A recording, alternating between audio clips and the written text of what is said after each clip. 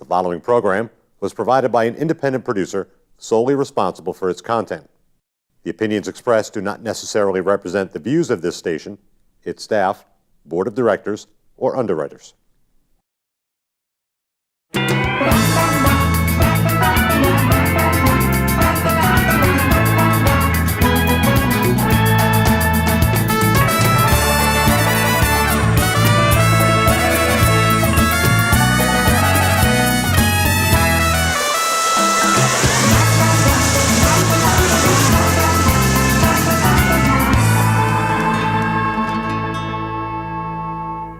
Hello and welcome to the Happiness Jungle TV show. My name is Cami Baker, CamiBaker.com, and I am the guest host of the Happiness Jungle today, and I am super excited to have yet another one of my dynamic, another queen of the jungle, and that would be Miss Cat Blake. Cat and I met, Cat and I met at an event, two months ago? A couple months ago, yep. 2 months ago, and it was a networking, or as I call them, netwebbing. Yep. Well, those are networking events because they don't do what I do, but netwebbing is what works. So we're at this netwebbing event, and we just had great energy. Yeah, it was, well, you have great energy, and I think, you're, like you talk about being a heart-centered person, you're so warm and open and can talk to anybody in the room, so I was immediately drawn to you. So, nice. Yes. Well, thank you so for I'm really that. honored to be here, so thank you. Well, you're welcome, and thank you for being here. And I want you to fill everybody in on exactly, I'm a big proponent of not saying what do you do, but more about why you do it and how you do it. And I just love that as heart-centered, visionary, forward-thinking entrepreneurs are drawn to each other. And that's basically who I'm having on the show recently. So you're in good company. Yes. So tell us why you do what you do. So for me, it's definitely a blend of personal and my professional life. So I am a trained child and family psychotherapist. And for years, families were coming in, bringing their children in for anxiety and depression. And as you know, the statistics are that 50% of first marriages end in divorce. And I realized that I needed to help my folks, and I wasn't really sure how. And when I went back into the research and tried to get some supervision, there was just a complete lack of information. But I was really trying. Then I went through my own very high conflict divorce about 10 years ago. And I started to realize, even as somebody who should know what she's doing, somebody who's professional, that I was really working from a base of fear and hypervigilance and emotion, and I made a lot of decisions that ended up costing me a lot of money in my divorce. So I came out the other end just saying divorce has got to be better. There's got to be a different system. There's got to be a way for people to get through divorce where they're able to co-parent, their finances are intact, their emotions are intact, their self-esteem, their integrity is not just intact, but better, that they can thrive after the process. So I went back and became trained as a certified divorce coach and have been moving my business to doing more of that. So there's actually a certificate for being a divorce coach. There is one training program. Do tell. It's based out of Florida. It's 6 months. It's a pretty intensive program. Most people come with their own personal experience of divorce. A lot of us are therapists or attorneys or mediators, and we just want to know how to help people with their emotions as they get through divorce. It's a great program. So as a therapist, you took another class for 6 months specifically around divorce. And so when you're working with someone as a divorce therapist, a divorce coach, what does that look like? So I always say, so here's the difference. Therapy is very much about looking at your past and figuring out how your past is impacting your present. Coaching is about moving towards your future. So I am, just like any other kind of coach, I'm your accountability partner. So if you're leaving a session with me and we have 2 or 3 steps that I want you to do to kind of get your divorce moving or get you moving towards a decision as to whether or not you're going to stay in your marriage, because some people do come to me who are contemplating divorce, and we haven't taken those steps, I have to know why. Like, what's getting in the way? Is it guilt? Is it emotion? Is it fear? And trying to get people unhooked so they can move through and move on to a better place in their life. Now, when I first heard about what you do, I thought that might be kind of depressing to work with people going through divorce. You did say that to me. But you seem to be real excited about how, because I love how you gave us that paradigm shift, that differentiator between what therapy is looking in the past and coaching.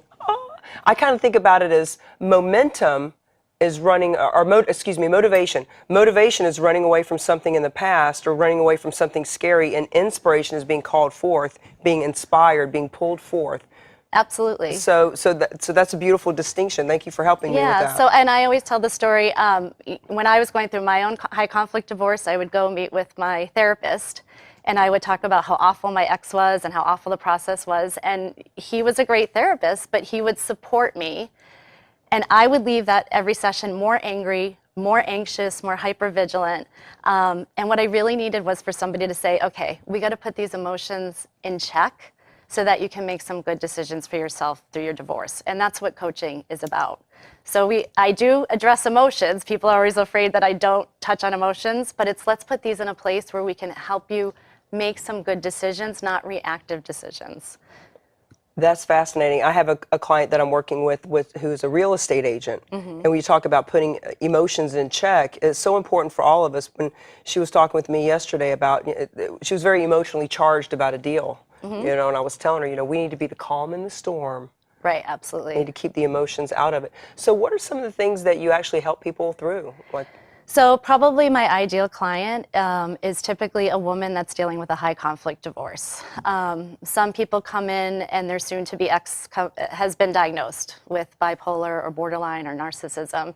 And so I'm helping that person not only deal sometimes with abusive situations, but helping them also create new boundaries with their soon-to-be ex, and also helping them help their children so that they can come out the other side thriving and also go from being a victim to a survivor and in charge of their life.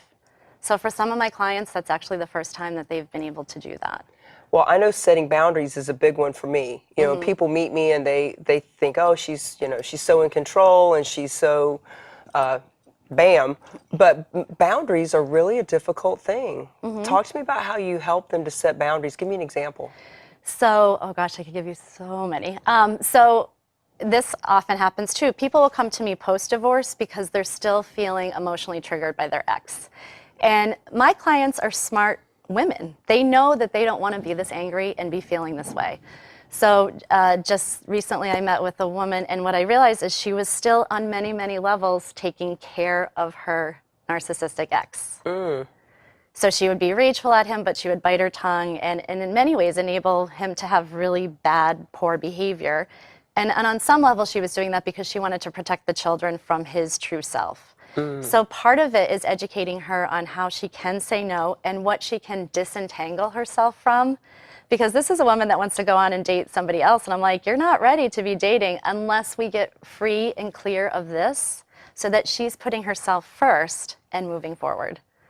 Sounds like a lot of your clients are divorcing from narcissists. Yeah. That's got to be a sticky, icky wicket. It is. So I refer to it as the silent abuse because it's not something the courts recognize. It's not something that people know a lot about. And it's really hard to diagnose. I mean, attorneys are not trained on how to diagnose someone with narcissism. Have you ever heard of gaslighting? Absolutely. Yep. I wasn't even aware that I was in that last year when I was in a relationship, that I was all being as part of a gaslighting and the whole narcissism, and it's something that you don't see, and you're right. I remember saying, I wish he would just punch me in the face and people could just see it, because if they saw it, then they would know it. But the verbal abuse, I kind of felt like it was like I was an emotional hostage. Absolutely. Emotional hostage situation. Right. And I don't mean people should get punched in the face. I just felt like if somebody could actually see it, well, then it would they make would believe sense. me. They would validate it. Right. So that's, again, this week I was talking to one of my clients because this is so common. Everybody's fear is, I am terrified when I get to court that the judge and the attorney is not going to see how sick my ex is. Because people who are narcissistic, they tend to be very charming, persuasive, attractive, successful. Our culture definitely supports a lot of those traits. It's valued in our culture. They'll even vote one in. Absolutely. So it's really hard to feel confident going into the courtroom. People are terrified they're going to lose custody of their children. So. And it happens so often. So let's talk about the other side might be narcissistic. But what can you do to help your clients actually own responsibility for their side of the street? Right. So this is my little spiel that I say, and I feel like I'm a recovering codependent myself. I think when people come from dysfunction, they typically go one of two paths. One is the narcissistic route. The other is the codependent / empath / enabler. I mean, you can call it whatever you want. And so part of it is helping these people work through where did this, in some ways that is therapy, where did this come from? But let's change that. Why do you have to be in service to other people? How about just you're worthy enough, just who you are? Because otherwise what happens is people go out and then they marry second, third, fourth, they keep doing the same pattern with other people and they're miserable. So we have to break the cycle by educating them on what narcissistic abuse is, setting boundaries, having self-esteem, self-worth, and creating your life for yourself, not somebody else. Claiming their value. Absolutely. So what are some steps that you help them to do to claim their value? I think it's like digging deep. It's, for some people, it's rediscovering parts of themselves that they lost touch with. I had a client and she broke down in my office and talked about how she loved painting and she hadn't painted for 50 years. 50 years? Yes, and she went back and she's showing in coffee shops now, and she's really reclaimed her life on her terms. So awesome. Versus being a mom and being a wife. That, like, this is what I want and need in my life. I know for me, I love to dance. Yes. I love to go out and dance. I know, we have to go dancing. Yeah, go dancing. I know. And when I go to the club, I go because of the lights and the music and the atmosphere. I'm not there to be picked up or pick up. I don't even talk to anybody. I literally don't even look anybody in the eye. I'm doing my own thing and I'm journey dancing. And when I was in that relationship, it was not accepted. It could not do it. And I said, the person that you fell in love with is slowly slipping away because I'm not able to express myself at all, ever, anywhere. And so for her to find her artistic side and for me to step back, I remember when I first started dancing again, when I got out of that relationship, I was like, for me to not dance is like to clip a bird's wings. Absolutely. I know. And it's your creative side. Your creative side is your healing side. Right. It's so, well, good for you for stepping out of that. Yeah. Yeah. So what do you do to help them step back into dating? Because I'm sure that's a big part of it too. So I will say most of my clients come to me and they've never done online dating. They're, And we're not advocating online dating. It's one way of doing it. There's so many ways to do it. There's so many different ways. I actually, I really encourage people to get on Meetup because I think that's the best way to meet people because you're doing an activity that you have something in common with somebody else already. You can do online dating. There's definitely ways to do it. But I literally help people get their photo done. My friend Linda Jennings will do the photos. I look at their profile, I help them with what they're writing out, and I actually educate around how do you screen people. And how do you set up a safe date? I usually encourage go out, have one drink at lunch, and that's it. You go home after that. You're not going to somebody's house on a first date. So it's a little bit of education. And again, it's a little bit about helping people define who would be a good partner for them. So if somebody's going out dating and their mindset is, I'm here to see if you're a good person for me, versus, oh my gosh, I need to make this man like me, I hope he likes me, I hope he likes me, you're gonna have a very different mindset and very different behaviors on the date. Very different. I actually interviewed Susan Trotter, PhD, on the show about a month or so ago. And we talked a lot about dating, obviously, because that's what she does. Yeah. So with the online profile, as a personal branding, marketing person myself in business, you must look. I did a Facebook Live about 4 months ago. Cami, how does business marketing compare to online dating? And I'm so glad to hear that you're helping them with their headshots and to capture their essence. There's nothing worse than starting out with a picture of a flower. A picture of a dog. Or a very old picture. A very old picture. Yeah. Or 8 pictures of the same, like guys will do that. Like they get this weird look. I could just give you a list of what the guys do wrong. We could make a whole 4-hour show about that. I'm going to say, girl, guys, stop putting pictures with other women. Guys always want to, I don't know if it's because they want to show that they're attractive and they're with a group of beautiful women, but most women see that and they're like, next. I think it's weird when they put a first photo with them and 2 or 3 or 4 other guys on the golf course or something. You don't even know which one it is. Absolutely. And what does that say about that person? Are they hiding? Mm-hmm. Are they wanting you to think it's somebody else, and then you'll like that? Like, I don't know. Like, I go into the whole psychology of it, Generic too. profiles are also a big, I'm going to write the profile that everybody likes. It's not going to help Walks on you. the beach. Yes, adventure. So talk to me about some of the things that you encourage your ladies and gentlemen to do to get out and meet people. Well, it's really pushing past your comfort zone.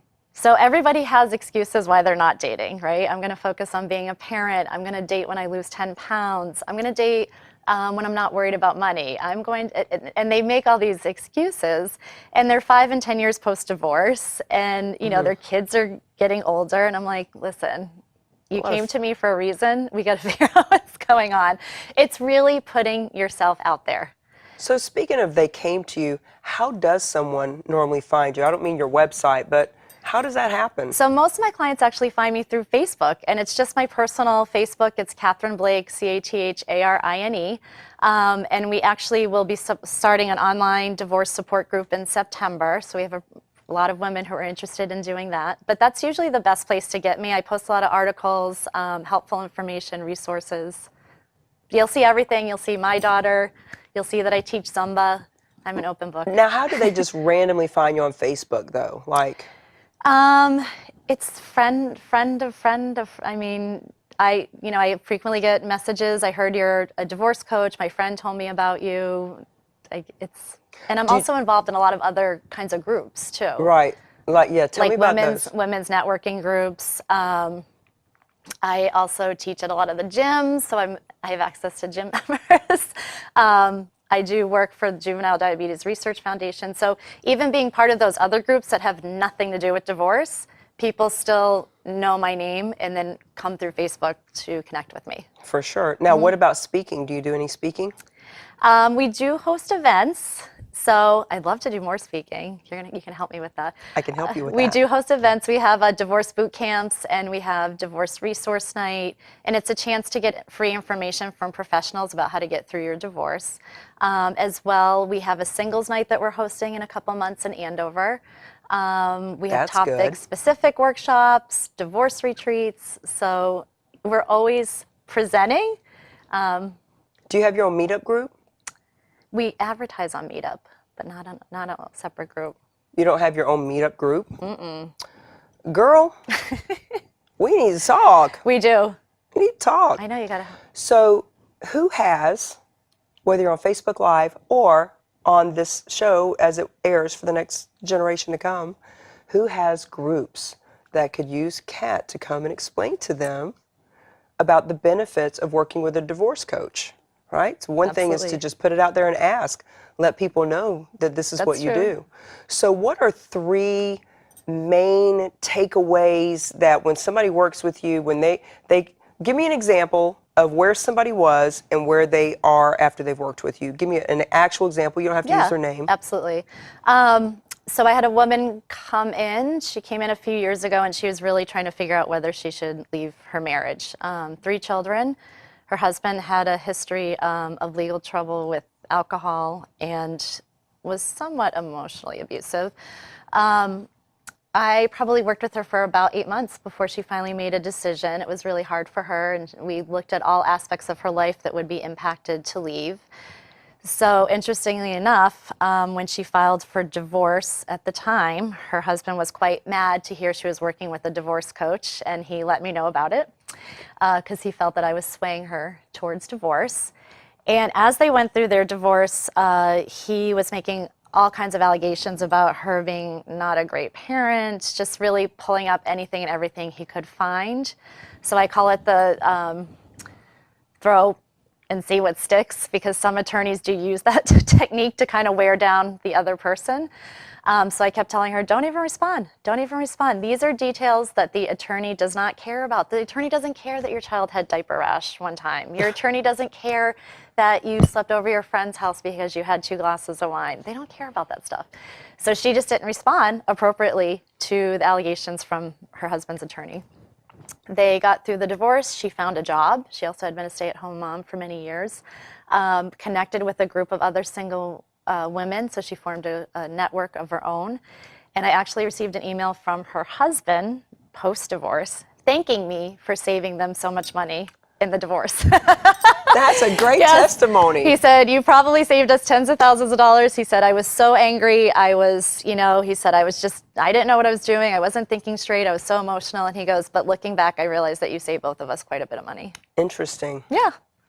I have a client that is a mediator. God, Yep. Real estate mediator. And it's amazing. You don't have to have an attorney. I didn't even know that. So what's the difference between what you do and a mediator does? So a mediator is just taking care of the legal aspects. So you've got to figure a divorce is really a business transaction. They look at it as if you're breaking up a business. Sure. And it's all about numbers and splitting up assets. And yeah, there definitely is childcare and parenting time. But the difference is that I'm kind of digging a little bit deeper. I know more about the emotions, more about the history, and I help them get organized so that when they do meet with their mediator and or attorney, they're able to just get down to the business of it. Like, I will deal with the emotions, I will deal with the self-care, I'll deal with how are we going to get through this, I'll deal with how are you going to make your decisions. But the mediator wants to just do the business end of the divorce, really. So the good ones. So that's what I mean. I think, what I say to my attorneys that I work with, I say I give you a credible client, because they're not going to be calling you 20 times during the week and tell you about the crazy thing that their ex did. They're not going to be coming into a four-way meeting falling apart emotionally, because that loses them credibility and standing sometimes when you're talking about a parenting plan. So a good attorney really appreciates that. So do you work with a lot of divorce attorneys? Yep. I do. Who else is on your team? So we have a real estate agent. We have financial analysts. We have everybody. We have Reiki, yoga, photographer. Susan's our dating coach at Vesta. We have massage therapists, stylist. I can see how, especially with the real estate background and the attorneys and stuff like that, that it would be very beneficial to have you refer someone, because you've helped to take down the emotion to a much, because God knows people that are emotionally charged are difficult to deal with. Oh, absolutely. So a referral from you is somebody who's, okay, let's just take care of the transaction. Right, absolutely. Yeah. Nice. Yeah, there's things with real estate that I didn't even know about, like you don't want the home to look divorced. Did you know about that? So if there's only, female clothes in the closet, we actually ask that they bring in male clothing, because we don't want, if people know it's a divorce situation, they often lowball on the price they offer. That's fascinating. 15 years in real estate and I never even thought of that. We'll even put fake pictures of couples together if we have to and display them. So yeah, Heather Rogers, I do a lot of work with in Newburyport. She went through a divorce and she's really sensitive to the different aspects of it, and she's really great. So we know that you help people get the emotion out so that they can make decisions that aren't emotionally driven. What are a couple of other things that people get from working with you? I'm your cheerleader. I'm going to remind you that you're going to get through this. It's temporary, and that you're going to come out the other end better and thriving.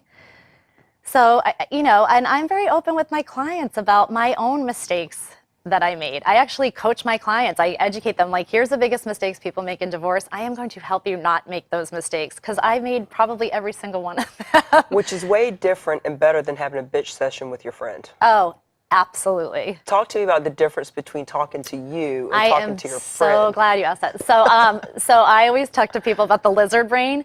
So when we get angry, we literally use this part of our brain. It's our fight or flight mode, and our whole body is inflamed. Our heart's beating faster.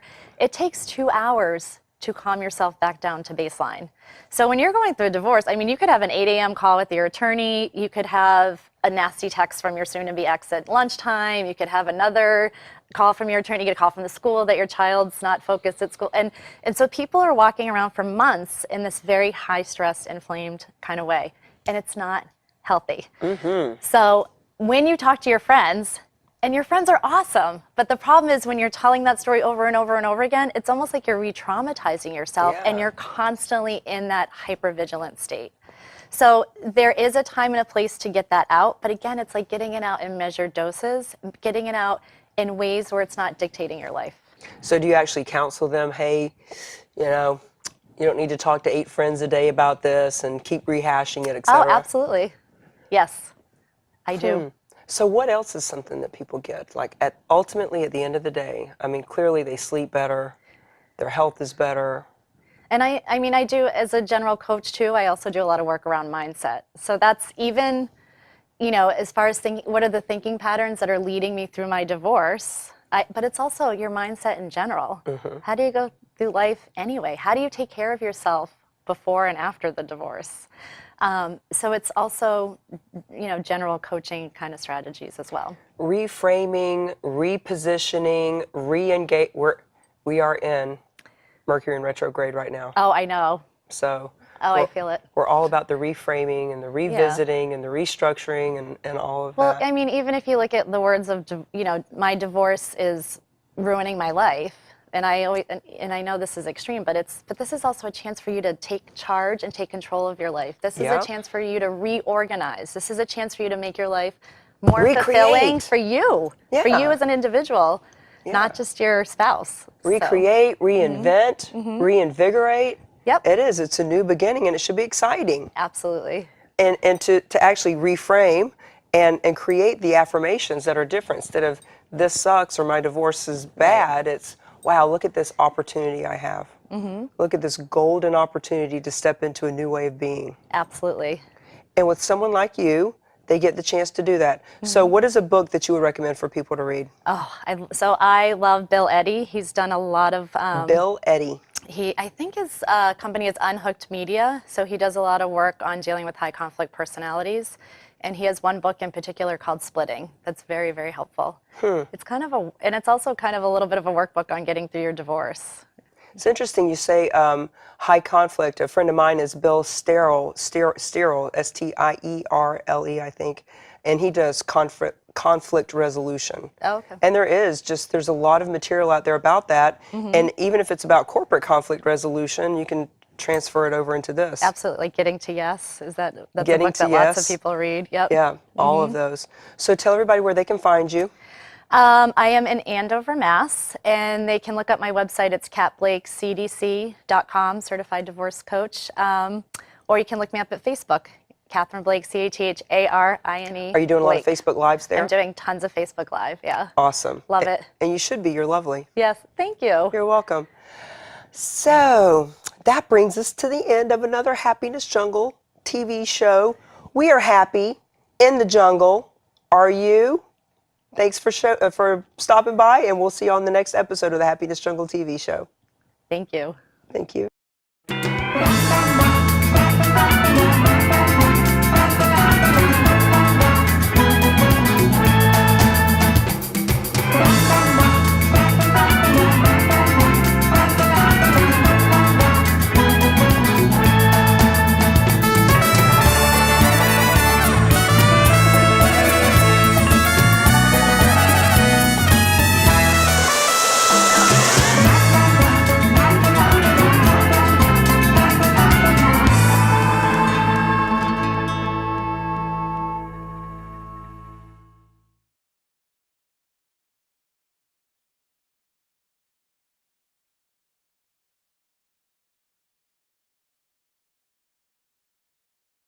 The preceding program was provided by an independent producer solely responsible for its content.